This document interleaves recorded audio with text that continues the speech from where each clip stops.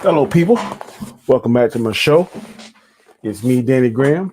This is my show, Comic Chat. I want to thank all of you for joining me today. Before we get started, again, this is me, Danny Graham, Comic Chats. Thank you for joining my show. Before we get started today, I just want to let you know that I want you to please subscribe. If it's your first time viewing my show, I need your subscribership. I've reached my goal of 1,000 subscribers. Now I'm trying to currently go to my next goal, which is 1,500. I can only do that with your help. Second thing I want to ask you to do is please hit the notification bell because I don't want you to miss any material that I upload in future events. And third, what I want you to do is please hit that like button during this YouTube presentation, and please leave comments. Your comments, I will answer any comment that I see. Your comments, encouragement, and also it points you in the direction of a topic that you may want to talk about. If you have any questions, any comments, please leave comments. Please give me a thumbs up. That helps with the algorithm. That helps me get a better position on the page. Just helps you all the way around. Well, today, people, I'm going to talk about Marvel because, frankly, I am sick of talking about Star Wars. For the past week and a half, it's been Star Wars. People are bashing. People are saying it's this, saying it's that. I'm just tired of defending it. I personally thought it was not the piece of POS that people say it is. I enjoyed it. But again, I may not be the diehard canon junkie that a lot of other Star Wars fans are. I'm not bashing them. They have a right to their opinion, the same way I have a right to my opinion. I'm just saying I didn't hate the movie.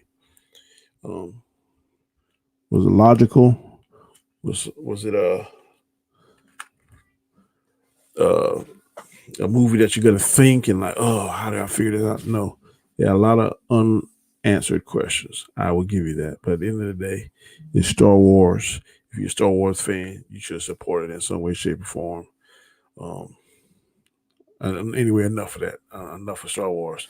Today, I'm talking Marvel, which is another one of my favorite subjects.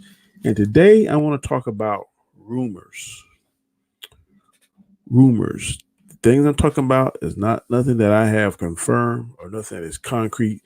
It's a lot of it's going to be talked about things I've seen other YouTubers write about, or I've read articles on YouTube or on the web about things that may potentially coming, may happen. I want to talk about things that I want to see Marvel do, things I think would be cool, some of my theories.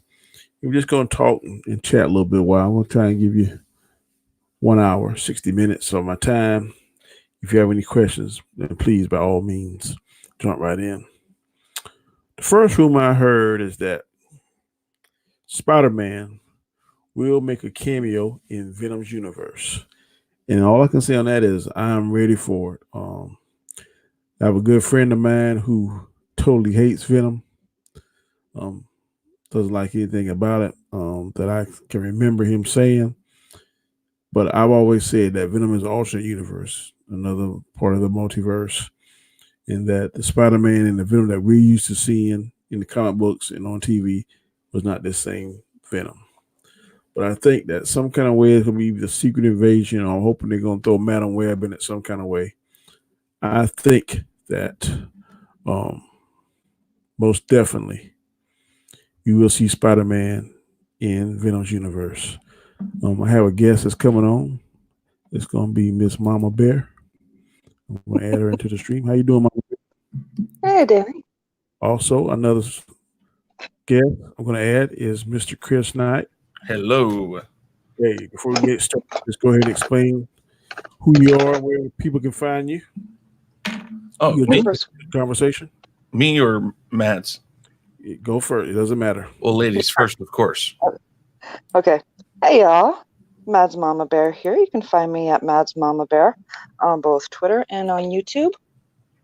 I've been a little busy for the holidays and, illnesses that run around with, but I will be getting back to my normal schedule shortly. Your turn. My turn. Mr. Chris. Well, hey, I'm Chris Knight, one half of the Real Review 3000. I know Sean Stackhouse is over here every once in a while too. But yeah, go check us out.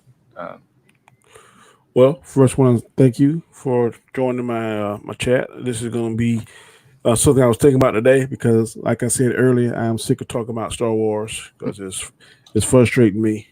I hear that. So I'm not going to talk about it today. It's going to be strictly Marvel, and the main topic I'm talking about is rumors that I'm hearing through other YouTubers and rumors that I've seen and articles I've read on the World Wide Web. And I'm just going.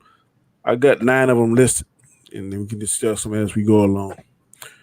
The first rumor that I heard, I don't know whether or not either one of you heard it, was that SpiderMan will be making a cameo in Venom's universe. So how do you feel about that, Mr. Chris? Well, I had heard about that. In fact, when I was talking to people about the whole Sony Disney thing going on, all the people I talked to said that Disney was going to at least get back into the deal, if not buy the property.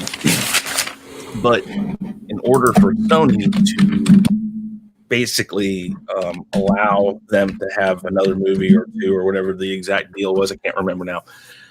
Sony said, you guys have to let us use Spider-Man in the next Venom movie because Disney nixed the idea in the first film. They wanted to bring him in the first film, and Disney said, no, you're not going to do that. We're going to, basically like it's our character right now, so you don't know. You can't have it. Well, when the negotiations went on, one of the sticking points Sony refused to back down on was with the next Venom movie, there's at least a cameo part for Spider-Man, if not more. I've heard a little bit that he could be in it more than just a cameo, but not a ton. And so that was the sticking point of Sony, and the deal got done. And Sony said they were not going to back down from it. So I'd assume it's probably a pretty good chance that he's going to be in the next Venom movie. Have you heard anything about that, Mama Bear? Actually, it's the first I'm hearing about it, but honestly, I think that would be brilliant if that was the case, because that was one thing that I struggled with when it came to the movie. Is Spider-Man is integral to Venom's creation. Yeah, I just left it up to it's a different universe. So that's one thing that made sense to me. So, but I have a lot of friends that, that pisses them off whenever they bring up Venom and they're mad. So, hopefully, they're gonna try and right that wrong. I'm hoping we'll see Madam Web in this, and maybe she'll be the bridge between Spider-Man's universe and Venom's universe. I don't know how else they can do that.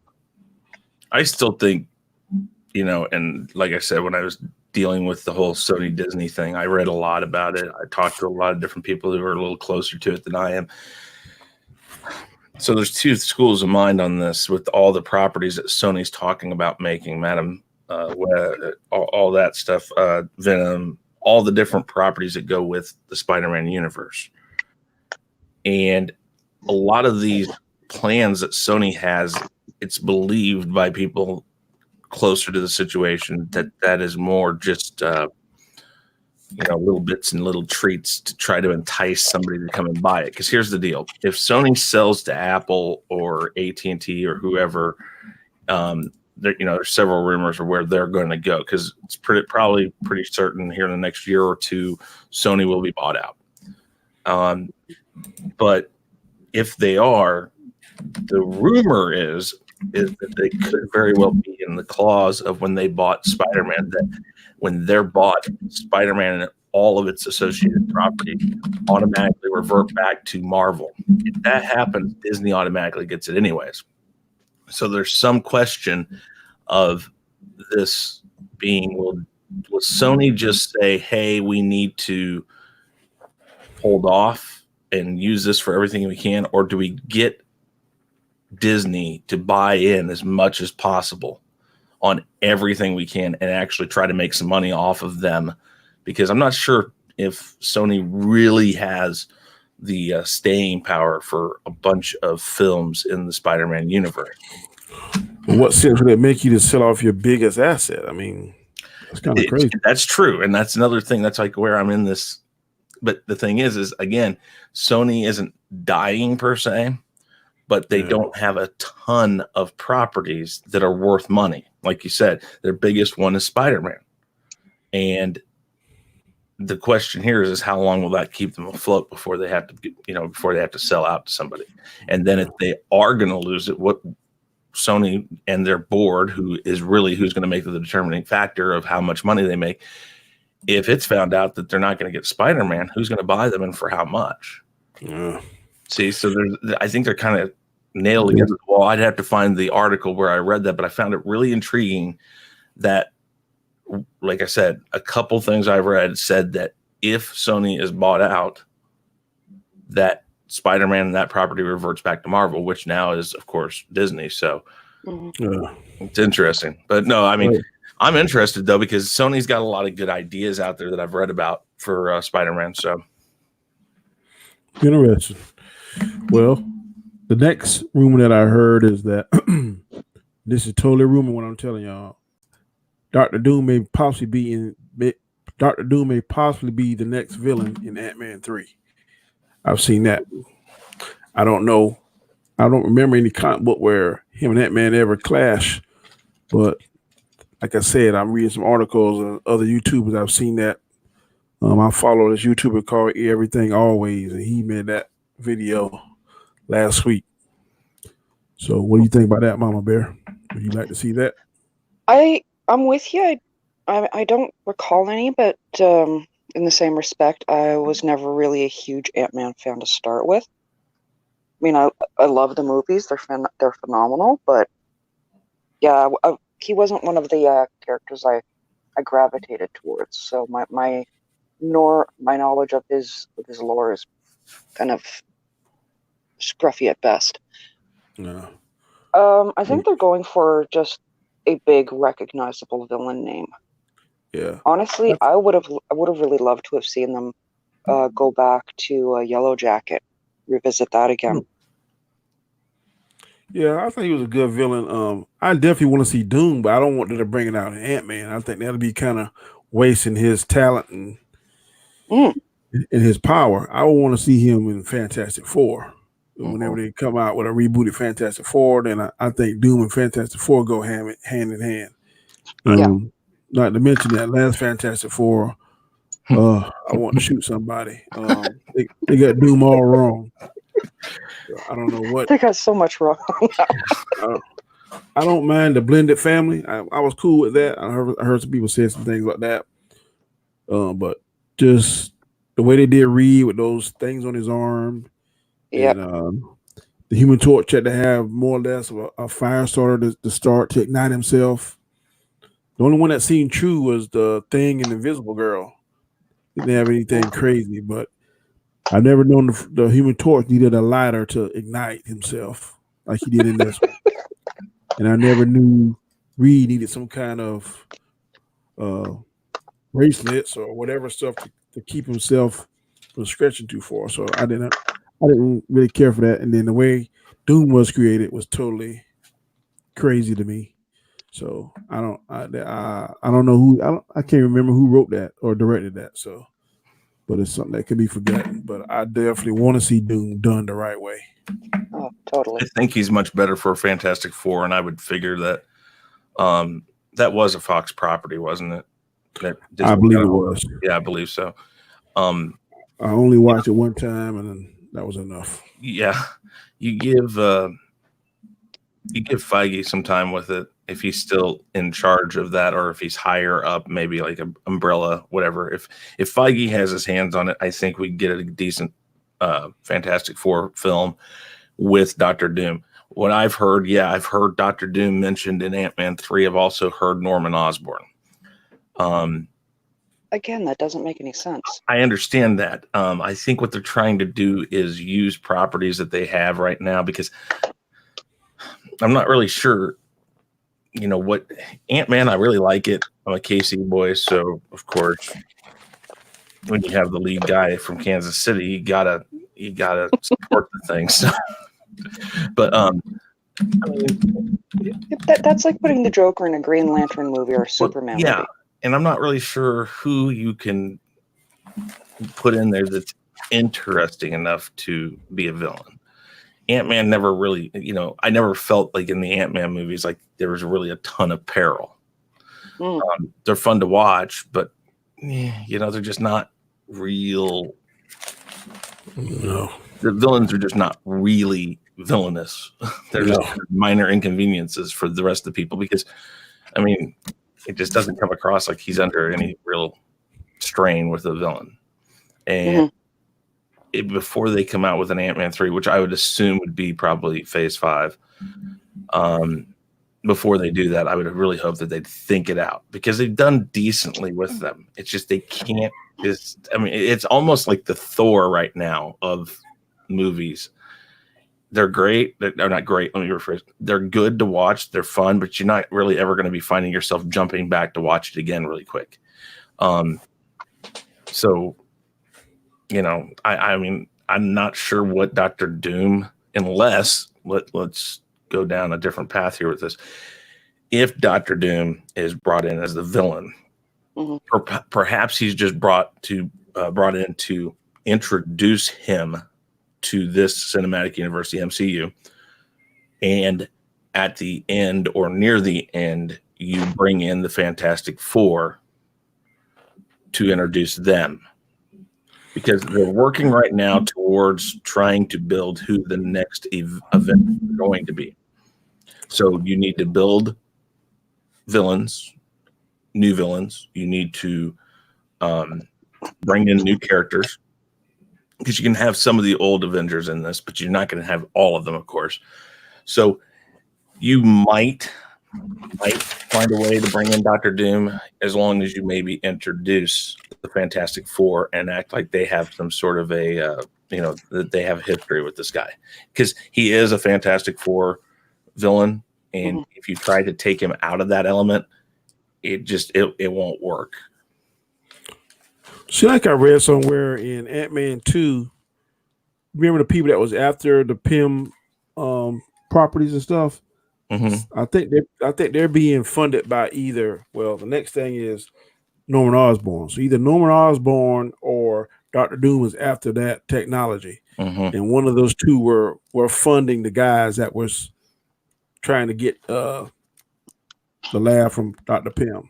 I think of Osborn though because that lies in the SpiderMan rights. Well, that's what we're talking about, but they can use it because they have that connection right now. When they pull the trigger on it, they have the rights for Spider-Man for one more film plus a cameo in another film. They haven't mentioned supporting characters.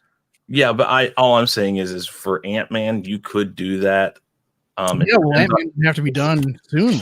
Well, that's fine, but all I'm saying is that come on, we're 3 years at least away from another Spider-Man film. Well, that's true. By that time, how much further away do you think we are from another Ant-Man film? Truly, about the same amount of time. So here's the thing: if they shoot them both relatively simultaneously, here's the thing. Again, I'm on the side. You're right. I believe that Disney is going to get one way or another. They're going to get the Spider-Man rights. Well, no, listen, and I just talked. I know. I heard you, man, but I disagree with you.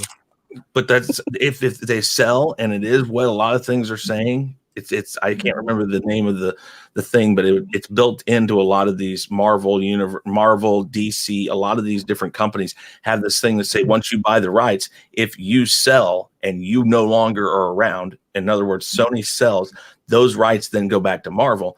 Disney, right? Well, that's what I'm saying. I believe one way or another, Disney's going to get this. When I don't know. That would have happened to the Fox properties. If Fox would have sold off to another company, Disney would have gotten the rights to the Marvel anyway. But they wanted more than just that. They wanted to ruin everything that Fox has done.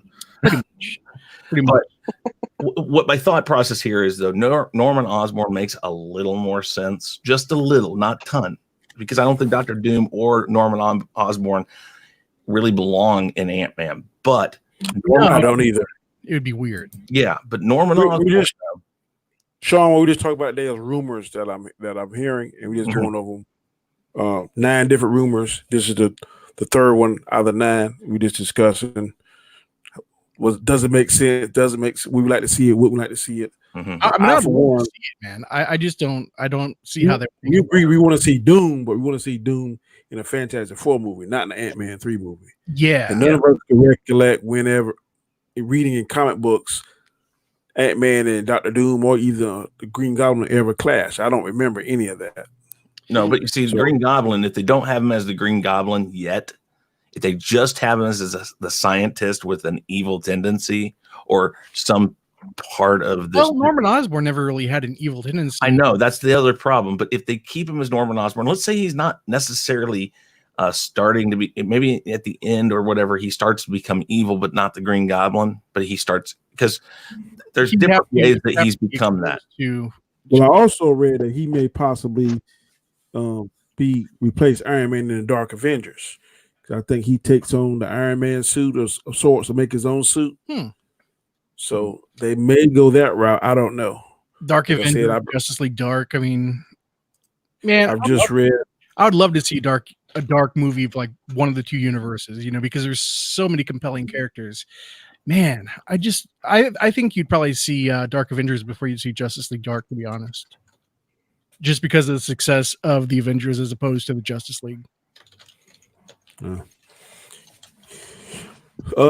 Rumor number 4.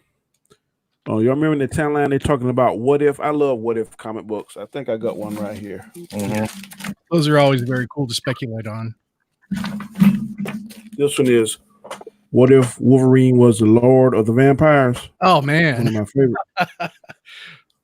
I've heard that this what if is going to be cartoon, Oh, and it's going to be showing us different things. What if this happened? And the first show I read of the season is going to be what if Peggy Carter took the super soldier serum instead of Steve Rogers. oh that'd be awesome. So that's what I heard the first show is going to be. Don't know how true that is. Like I said, today all I did was just trying to soak up everything I could get rumor wise to have this show. But I think that Marvel would be I would look, first of all, I would like to see live action, but I guess that would be more than cartoon. And second of all, I would like to see what if Iron Man survived the snap. That's what I want to see. Yeah. Or so you heard it's supposed to be like a cartoon? I heard it's supposed to be a cartoon. I'm not sure how many episodes. And the first cartoon is supposed to be what if Peggy Carter took super soldier serum instead of Steve Rogers. Yeah, when I first saw that was one of their things they're thinking about doing, I read into it a lot more, and it's like let's not say this actually happened. Let's say what if this happened, and the what if into it. I really like the idea now. I'm starting. The more I read about it, the more I'm like, ooh, this is a really good thing, because now we can do all the that didn't happen. This is what would have happened, and that makes some sense now, because when we were first looking at the at Phase 4, a lot of this stuff was like, I don't know. But of all of the shows, that one actually has, I think, the most potential now, because of the fact that it isn't, I guess I'll use the word, it isn't canon. It's just, here you go. Let's go a different direction completely and play with this. Well, Marvel plays fast and loose with canon. They do. Anyway. They do.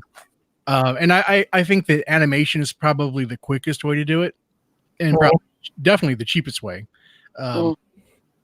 So if you're going to tell these what if stories, it makes sense to do an animation or a CGI, like an animated CGI thing, like Toy Story, as opposed to actually building the sets, doing all the live action CGI and stuff like that. So yeah, I think it's cool, and I think that it would actually benefit Disney to do that, because really, I mean, with the Mandalorian finishing up, they don't have any selling point right now. So they need to start really cranking out some original programming, I think. Yeah. And that's really my biggest concern with Disney Plus, man. Everybody's trying to for the Mandalorian, and now that it's gone, are they going to start hemorrhaging subscribers? Because I like Disney Plus. I don't really want them to see them take a hit in subscribership. You see, they should have had it lined up for the first series of Marvel to come out right about 2 weeks ago. I agree. That's probably their best bet, and they're going to find out because there really isn't a ton else on there. I mean, if you have your physical media or their digital, back when everybody did digital and stuff, you're going to be able to at least, you can go back and fall into your own library and stuff. Right. Because everything else they have, I don't think they have anything else original, do they, Sean? Well, no. I mean, let me rephrase that. Anything worth watching that's original?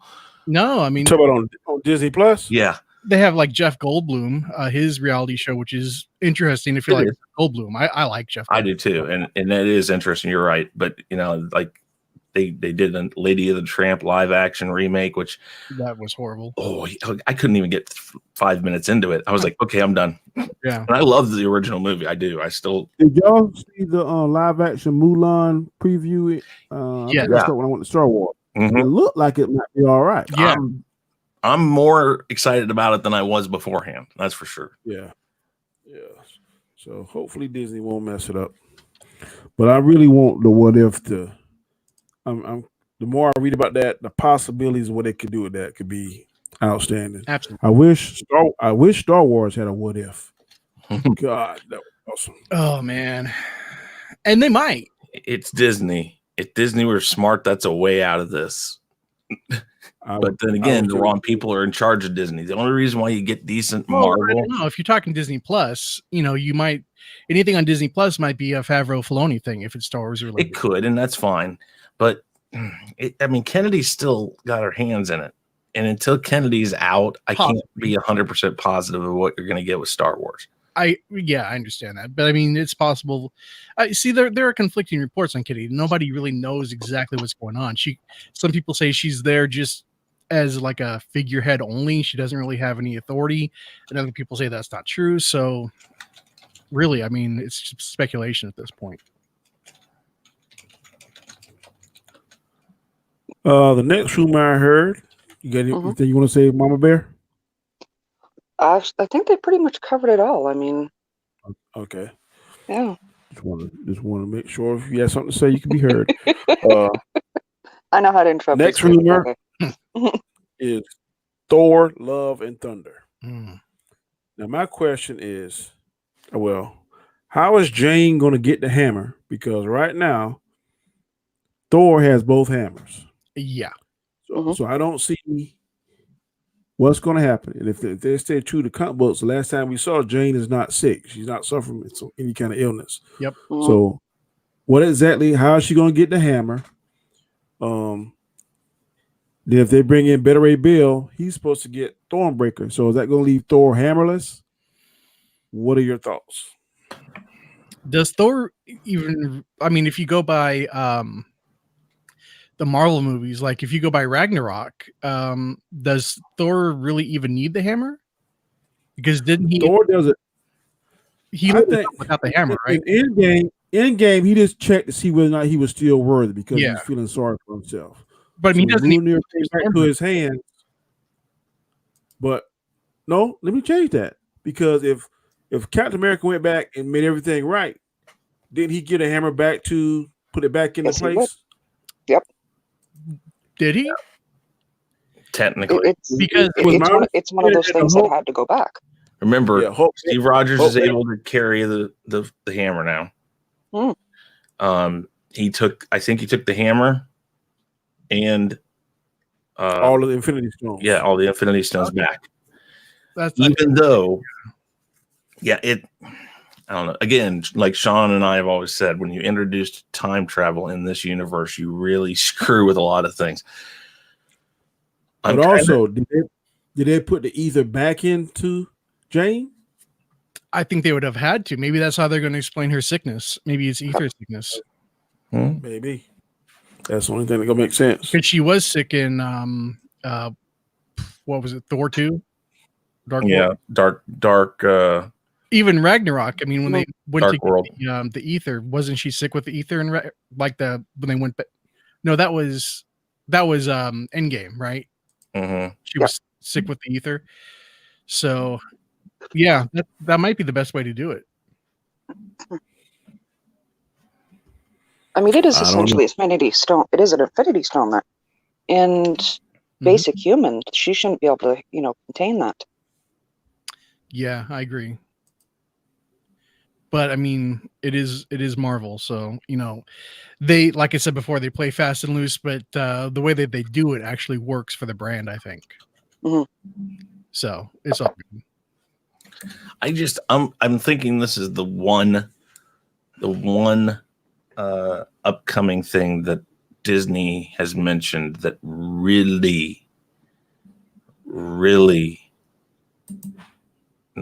bothers me, that makes me wonder what's going to happen, or I don't want to use the word scared, but scared is about the best word I can think of right now. It scares me because this is a real easy place to stumble, because if you read the comics, this happens it was a very short run and short-lived theory or thing they played with Jane becoming Thor, and to play with this, it's almost like a stopgap to get to another Thor movie with somebody else in it.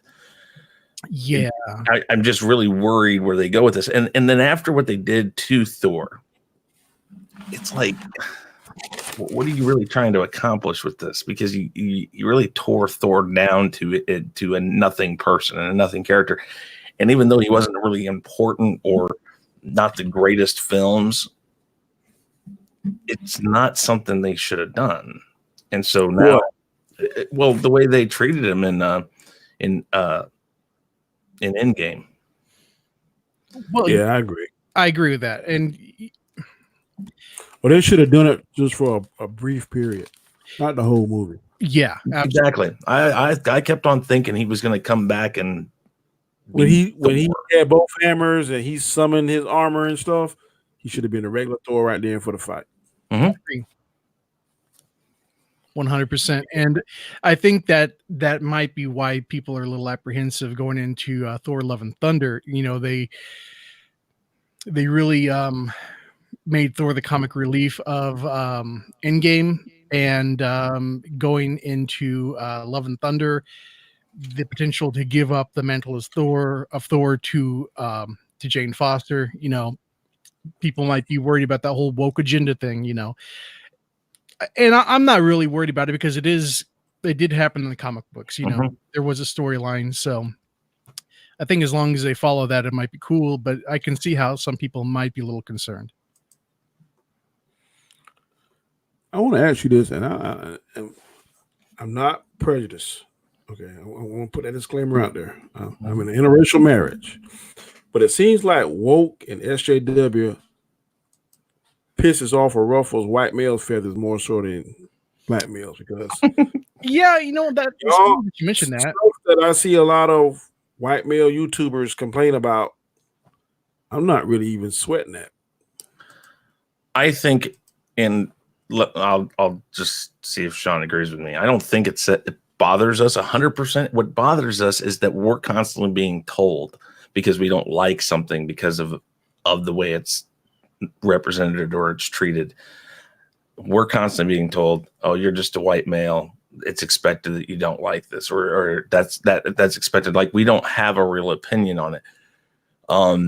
I mean, Sean was a big person on the 2016 of Ghostbusters, against it, and other people, and he's gotten called all sorts of names just because he didn't like the movie, because he thought it was done wrong. And I wanted to like it, man. I really Exactly, and so I think people, and I don't know why it is, and I agree with you. Really, I do. I kind of agree to you that we seem to be the ones that it bothers most, because it seems like a lot of us are attacked more for saying things against it. And all we're trying to say is why are you guys so okay with having something where, a woman or this agenda is just given what it's wanted to get, just given it to be more than it could. I mean, there's no gaining the insight in a movie. Look at Rey as a character. She's got what she needs, and there's no storyline to get her someplace, that she doesn't have to stumble or work for anything. And when we point these things out, people get mad. And I think the reason that you might be hearing woke from the majority of white men is because the whole the whole anti-woke campaign, from Hollywood's perspective, is aimed specifically at white men over 40. So if you don't like something, for a specific reason, they automatically lump you in and assume that you're a white man over 40. And I think that might have something to do with it. I'm not 100% certain of the origin of the term, but that is kind of my understanding. I don't know what you would think, Chris. I mean, I think it's part of that. It's a lot of things. And I don't think, I mean, I know with Sean and I, we don't call it out unless we absolutely see it. A lot of people said it about Captain Marvel. And when we went to go see Captain Marvel, we were like, nah, I don't see that. No, it wasn't.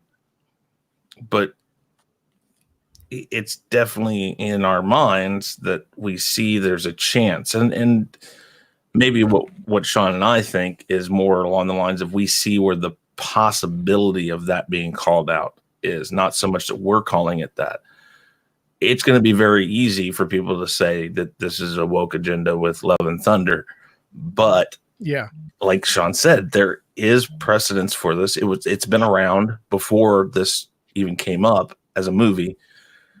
So to say that it is of a woke agenda is just saying it to say it right now until we see something. I mean, I know, what was it, Sean, when we watched Birds of Prey?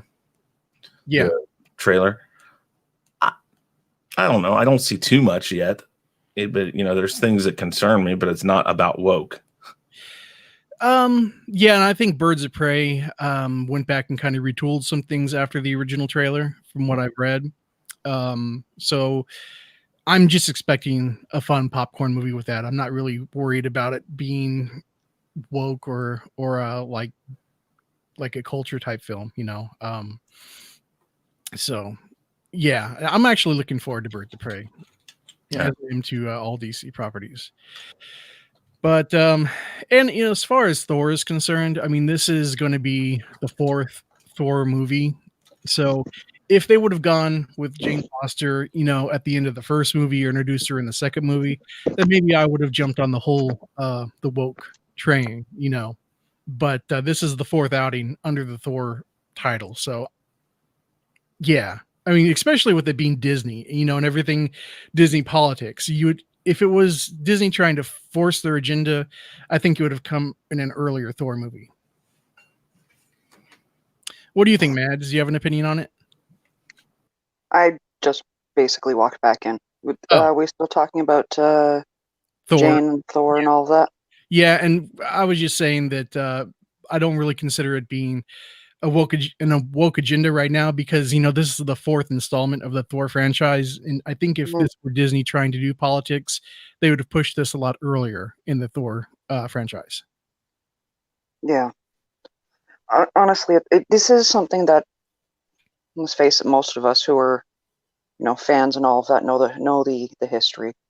We knew this was coming down the line. It's depends on how they play it out. Mm-hmm. I can't say I was ever really a fan of Lady Thor, but oh crap! 1 second.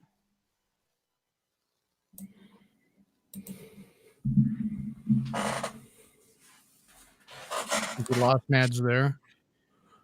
I'm sorry. What are we talking about now? Oh, we were just we were still talking about Jane Foster, Thor, Okay. And whether it, I think most of us have come to a consensus that or were of the opinion that it's not woke, just because it's the 4th film in the Thor franchise, and if this were really going to be like a Disney pushing politics, it would have maybe been on like the 2nd film or something, and since it has context in the form of the comic book, we all knew this was coming at some point. So as Mads was just saying, it just depends on how, I guess, they approach it in the live action film. I really don't have to see Jane Foster Thor. I'm much more interested in seeing Better Ray Bill. I want to see that storyline.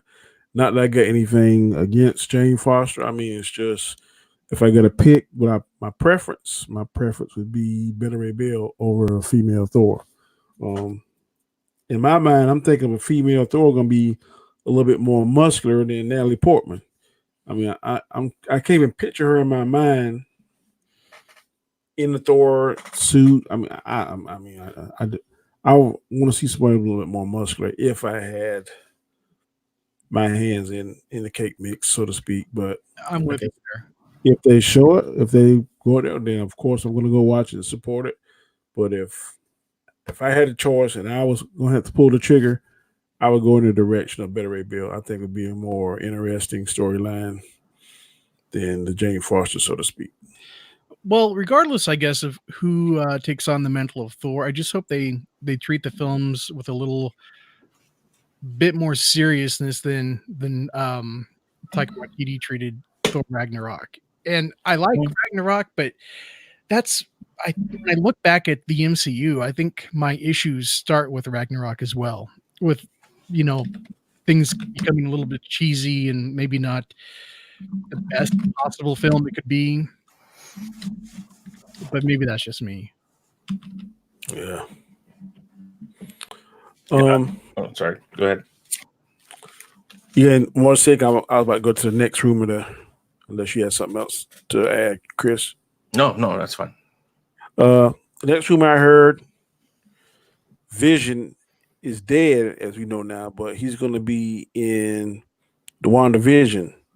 Right. Mm-hmm. So is that going to be flashback, or are they going to bring him back some kind of way, or is it going to be kind of like? I don't think we fully tapped into Wanda's powers, because someone was making a comment she shouldn't be able to hold her own against Thanos, which I totally disagree. The Scarlet Witch. Well, this is not the Scarlet Witch from the comic books because she was a mutant, but in this iteration of Scarlet Witch, she was created by the Tesseract, if I'm not mistaken. Her and Quicksilver, her brother, was in that cast, whatever, and they were being tested. Yeah. No, you're right. Yeah.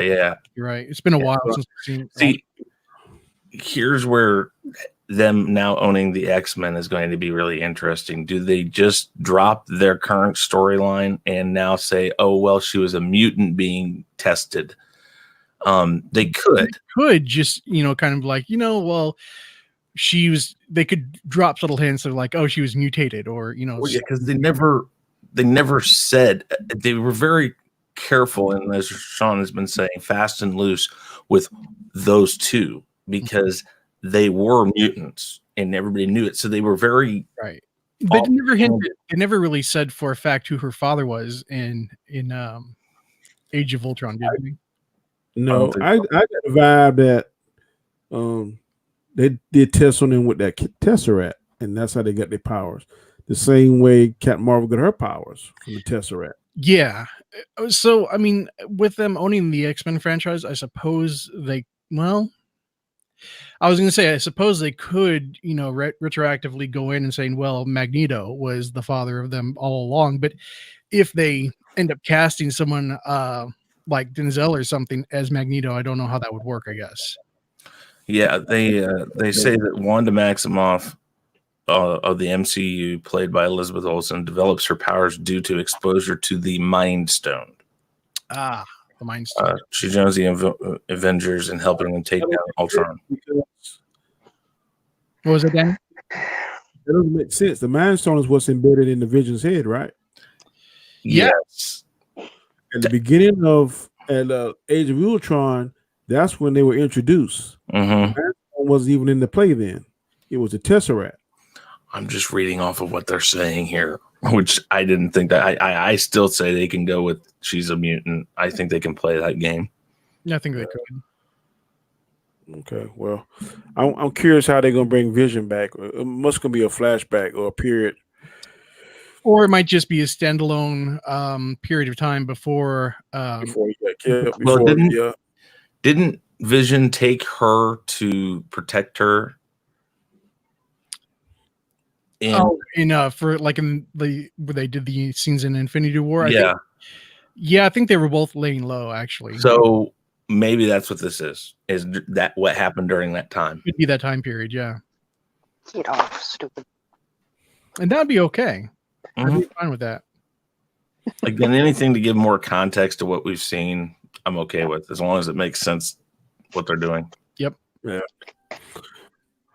Next You're rumor. asking a big price there, Chris. Yeah. Well, I know. One, Hollywood. Two, Disney. Three, oh my God, what am I asking for, right? I mean, Exactly. ask Sean. I ask the world of everything and everyone. pretty much. Next rumor. There is a rumor that says Scarlet Witch may not be dead, but it may be her sister. And the rumor that I heard, I got eat up by one of my Black Widow. Yeah, Black Widow. Okay. Yeah, I said Scarlet Witch, but I meant Black Widow. But there's a rumor that Black Widow may not be dead. That somewhere before Endgame, on a mission, she and her sister traded faces. Yeah, I'd seen that rumor. Now, the person I brought this up to another YouTube said that couldn't happen because whenever she went on that planet to get the Soul Stone, the Red Skull would have called her out. But I think if they were sisters, because Red Skull said, such and such daughter of, he didn't go by your name, and he knew who her father was. But I mean, they would have both had this, I would assume, the same father and mother. Yep. And then also they said, Kevin Feige said in this upcoming Black Widow movie is that it's going to change a lot of stuff that we saw in Endgame. Again, though, I'm with Sean on this. I'm okay if they do it, fine, whatever. They're going to do what they want to do. But I'm still with Sean on Endgame. I love the movie. The movie was great, but there still was no stakes. At the end of it, who dies? Tony. Tony, if they bring Black Widow back, which I'm fine with. She's an awesome character. Great. Then I believe that she should be in charge of S.H.I.E.L.D. And that going forward in new Avengers movies, if they bring her back and make her Black Widow again and she didn't die, then she should be in charge of the Avengers, or at least a bigger part of it. But if they bring her back, then again, even less of a stake. You only lost Tony Stark. Yeah. Technically. And then if they bring him back as the AI for Ironheart, then what have you really lost? Because if he uploaded his consciousness into Jarvis or like that, he's not. You thinking about stakes as in just the Avengers, but I think they lost half of the daggone universe. That's stakes. They came back. Yeah, they all came back. We're talking about like emotional stakes. Like, what were the absolute big losses in this film? 20 some odd films in, 10 years later, what are like the emotional stakes? Well, Cap wasn't really a stake because he went back and he lived out his life. If they bring Black Widow back, well, she didn't really die. And, so that leaves Tony. Well, if Tony comes back as Ironheart's AI, well, Tony's not really gone because you're going to be hearing his voice, done by Robert Downey Jr. So that's a thing that I think a lot of people have complained about Marvel for over the past 10 or 11 years, that there were no like high stakes, like nobody really died. Then they go and introduce time travel in Endgame, so anybody can come back at any point in time whenever they decide their bank account is too low. Welcome to the comic book universe. Well, pretty much. I mean, comic books in general, anybody can come back at any time. But in movie universe, if you're trying to move it forward, and we're basically like Endgame was their way of saying, listen, Iron Man's gone, Captain America's gone. We're going to move forward with new people, and even if Captain America comes back, it's going to be a new person. And if Iron Man comes back, or whatever incarnation of that comes back, it's going to be a different person. But if you're still bringing back the past and allowing it to continue, you've really not gone forward. You're just, again, I've been under the belief, I've been reading that, Robert Downey Jr. has a standing agreement with Marvel that if he's needed for something, they can contact him about it. He did not say he's done. He's done being the main actor Because of movies. that's his cash cow. I mean, I wouldn't is, cut down for that but- either. But Yeah. when And you that's part of hear the reason that, why he got killed in this, because his salary was taking up a lot of profits. yeah. But Yeah. when you hear that though, and when you know that he specifically has said that he's not done, what Sean and I are saying is, then you're right. Then they're going to write something in where you didn't see it in Endgame, but before he left, when he was doing all the scientific stuff, trying to figure out how to do, time travel. He made an AI of himself. He made his own AI because he didn't believe he was going to make it. Yeah. Or he knew that no matter what happened, he could die because he was going to put his life first. And you could see that maybe he left the AI there just in case he didn't come back for his daughter. Mm-hmm. You know, So that would make sense to me. So I definitely think he's gonna be the next Jarvis for his daughter. Yeah. Mhm. That's definitely gonna happen. Which is fitting. I mean, it really is. I don't Which I don't have a problem with at all. no. no. Because I mean, truthfully, I mean, who should be Jarvis for his daughter? I mean, it should be him. You should. Next thing I heard is about Moon Knight, which I know really nothing about. But I heard Moon Knight is going to be on Disney Plus. A little bit I've read is that he is basically the Batman of the Marvel Universe. He's rich. I'm not sure if he's rich as Batman. I'm not sure if he's smart as Batman, but he has some of the same attributes. He used gadgets. One twisted thing about him is that I heard he suffers from split personality. He has 3 different personalities. No. Somehow they coexist and kind of merge and blend into one. So when he's Moonlight, he can tap the other 3 personalities to help him better perform as Moonlight. Is basically what I read.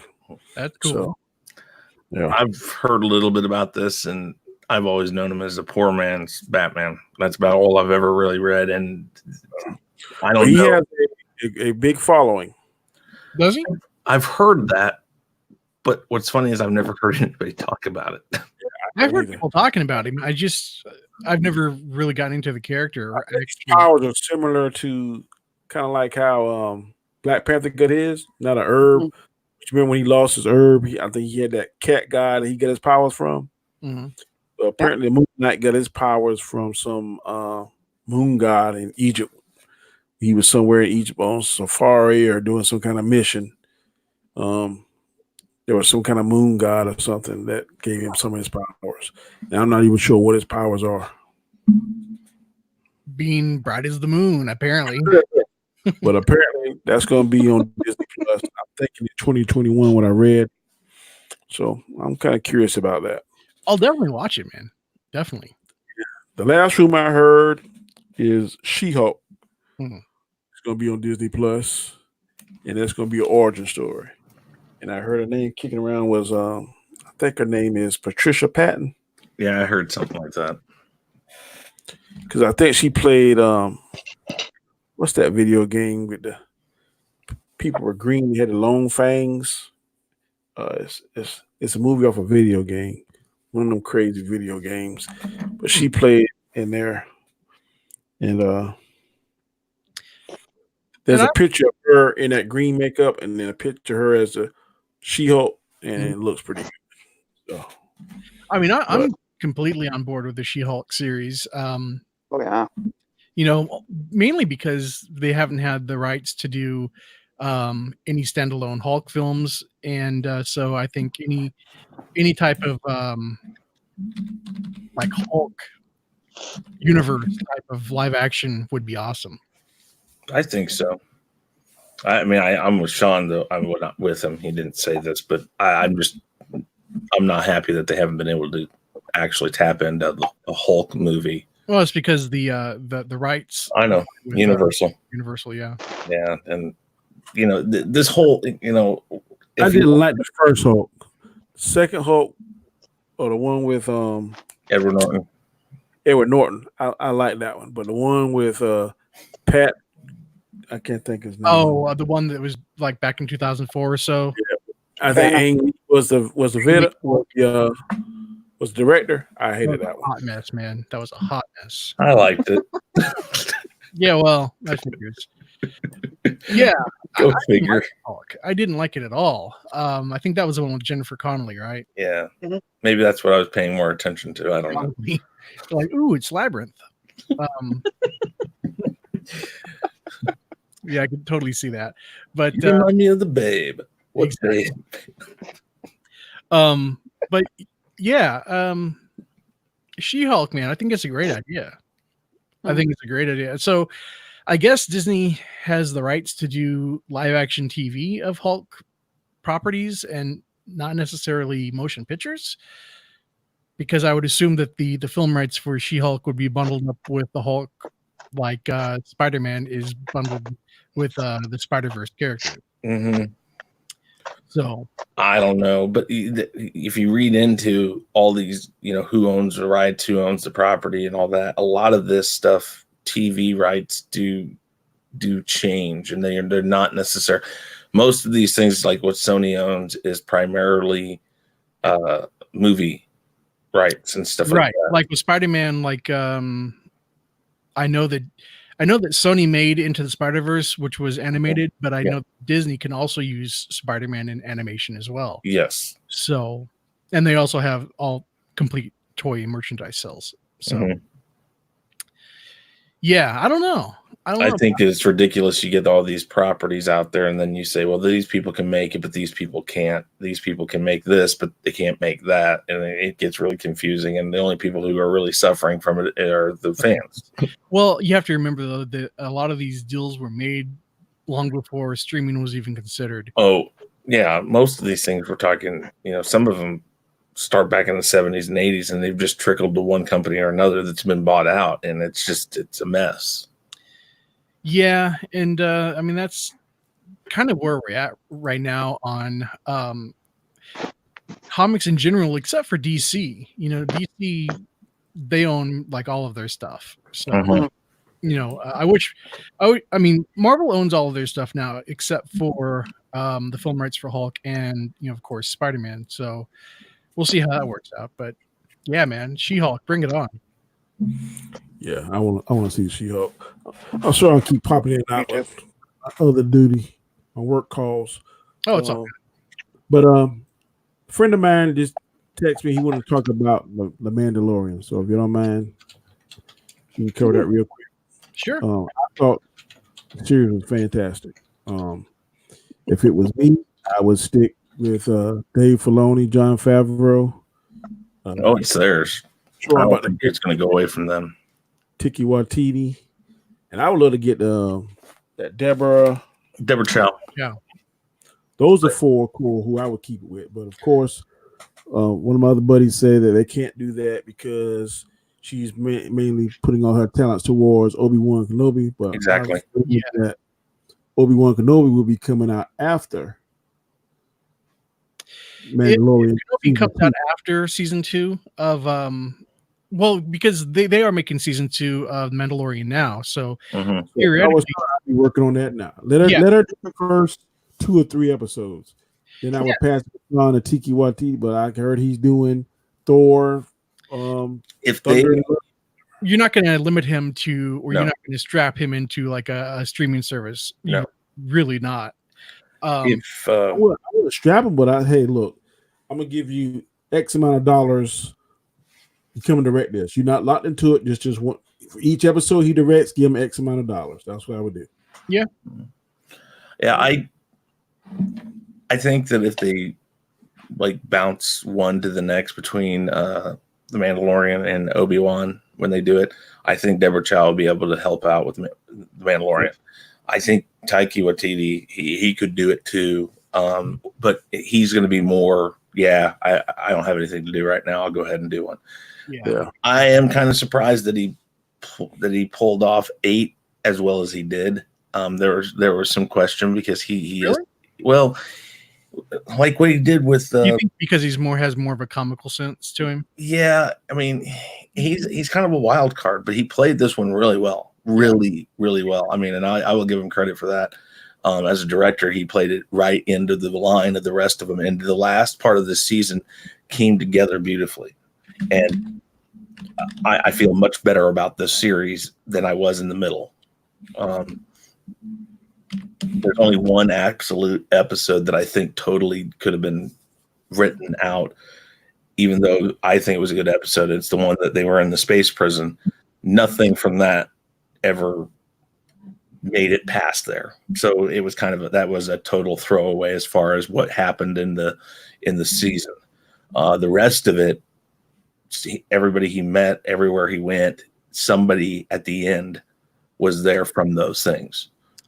So I see Purpose saying that he gives Mandalorian a C+ on the pop-up that Dan just put up. Danny, what would you give Mandalorian overall? I give Mandalorian a B+ to an A. I give it a B- just because B+. The only reason I wouldn't give it an A+ because those two episodes, episode 5 and 6, if I'm not mistaken, were really not needed. Yeah, there were 2 episodes that weren't needed. I wouldn't go with an A. I'd probably say a B or a B+ because I don't want to insinuate that there's no room for improvement. Even though this was a solid series, it truly, truly was. There's still, I think, some improvements that can be made, and that's not just dissing on any of the writers or the filmmakers. It's just there's a lot of potential there, and I think that they could flesh this out a lot more in season 2. Yeah, I think that they just hit some. I mean, again, at the end, they found a way to wrap it all up nice and neat. A lot of it made more sense after the 7th episode, but even then, there's still that bit of there was more that they could have done. There was a better way of doing it. Maybe that's what I'm saying is this moving around to, they just can find a better way to mesh it all together. Yeah, I think so. It felt too disjointed. So at times, but I mean, overall, I think it was a huge leap forward for Star Wars. Indeed, it felt right most of the way through.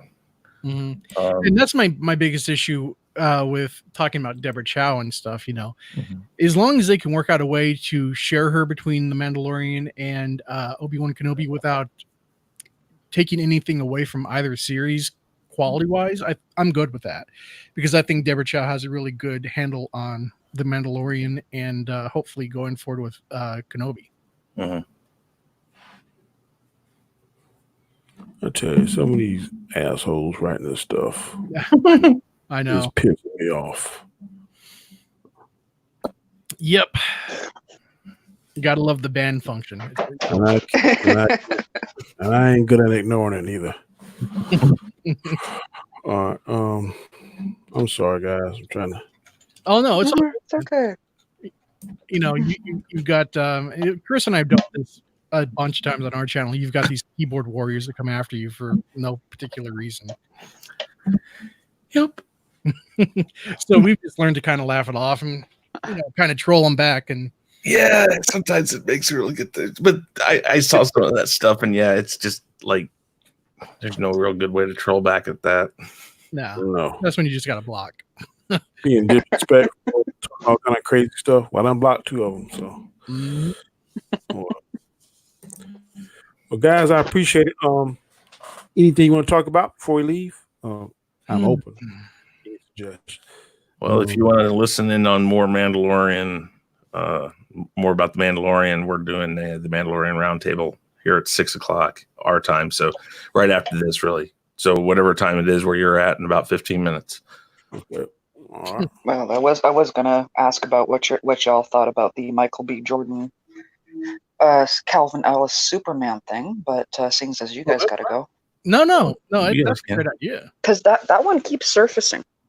Yeah, and I think it's really interesting that Michael B. Jordan specifically said that he wanted to play Calvin Ellis, and he's specified that he didn't want to do Clark Kent. I don't think it would make sense him being Clark Kent, not to me.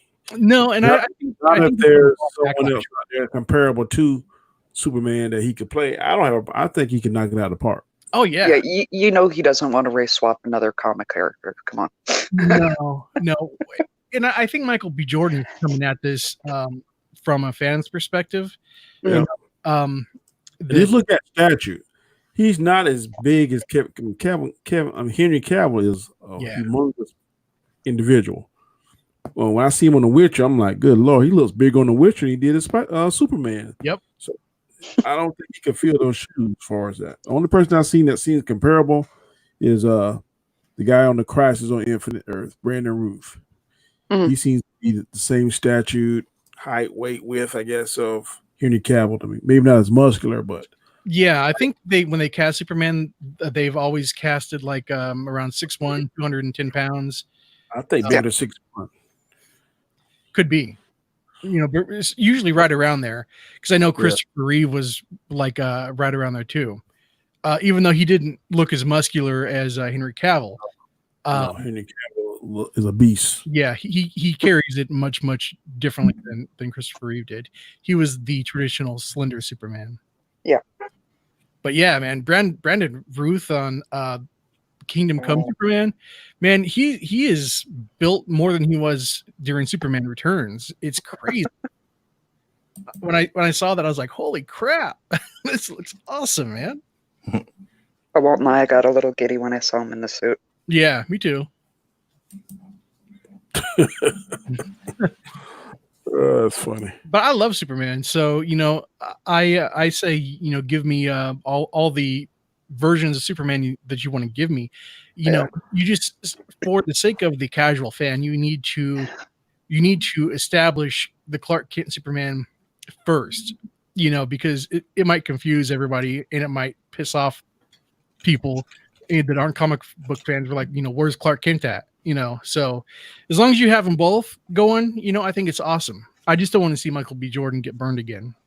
Do you think we ever see Marvel versus DC? I hope so. That'd be awesome.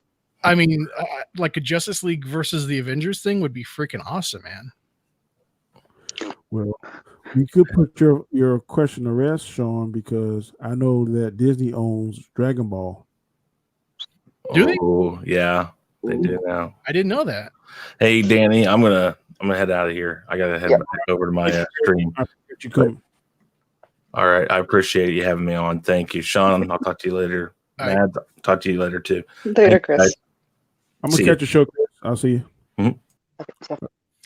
Well, that would be interesting. But see, the thing is, since Disney owns Dragon Ball and Warner Brothers, AT&T owns DC, I don't see either company letting their character be willing to let the character lose in a cinematic film.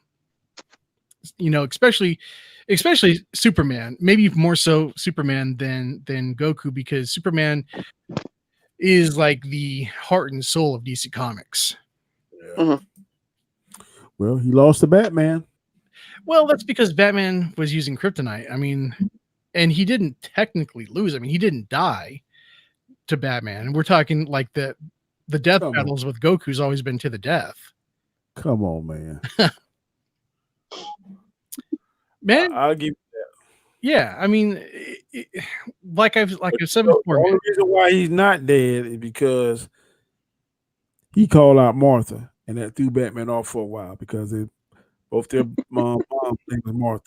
I mean, other than that, he would have been Bob. If you're going for that trash Justice League, yeah, then that's the only reason he's not dead. But in the DC Comics world, it would have never gotten to that point, at least not like that. And it definitely would not have. He would not have saved just by crying out Martha. That was such a cheesy moment.